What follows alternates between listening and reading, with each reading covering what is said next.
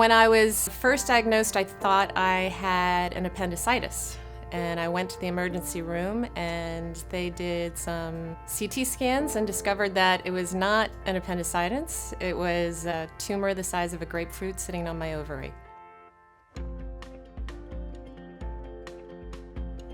You pretty quickly have to organize yourself to focus on what are the small victories you've got to get through to keep going day to day. And you realize it's about managing a disease. The clinical trials that I've been on have done that for me.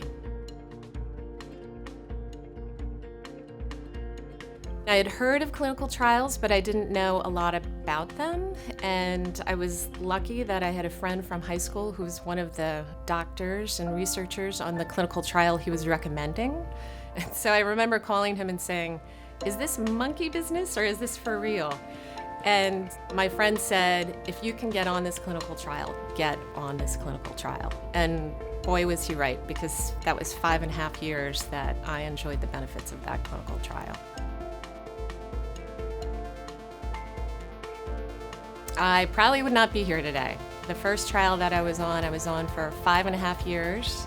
I was the last woman standing on the trial. There were 65 of us with all different types of cancers that started on the trial. It involved taking 4 pills a day and every 2 weeks having a 30-minute infusion. And for anyone who's been a cancer patient and done what I call the big chemotherapy, that was small stuff and very easy to manage. And for 5.5 years, I would drive from Washington, D.C. to Baltimore to have this infusion every 2 weeks, and it just became part of my routine.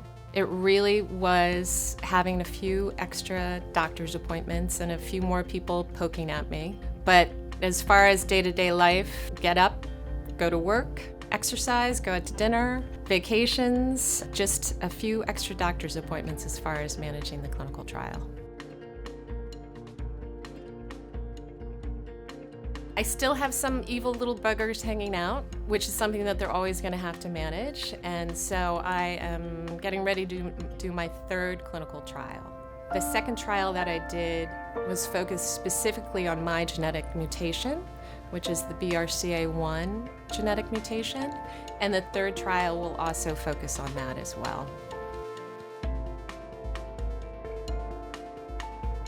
It's malignant. It could at some point grow. It could change, but even the doctors at Hopkins always say they don't know what lucky star I was born under, because to be here 9 years later and to have had the success I've had related to the clinical trials is evidence of kind of what they can do for people.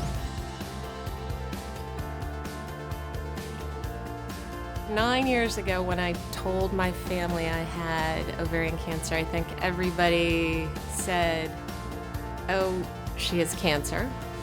Is she going to live? Oh, she has ovarian cancer. Is she really going to live?"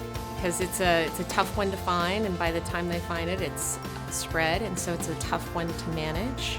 I can remember my dad saying to me, "So how long do you have to live?" And I looked at him and I said, "How long do you have to live? You could be hit by a bus tomorrow." And I think now they know, having seen the clinical trials that I've been on and the success I've had with that, they have a very different opinion of cancer generally and of how it can be treated. To really look into it and understand it and know that it's actually something that will benefit you. It's not one-sided. The dual goal is to help you and to help science expand what it does. So look at them and know that it serves a dual purpose, and it is about helping the patient.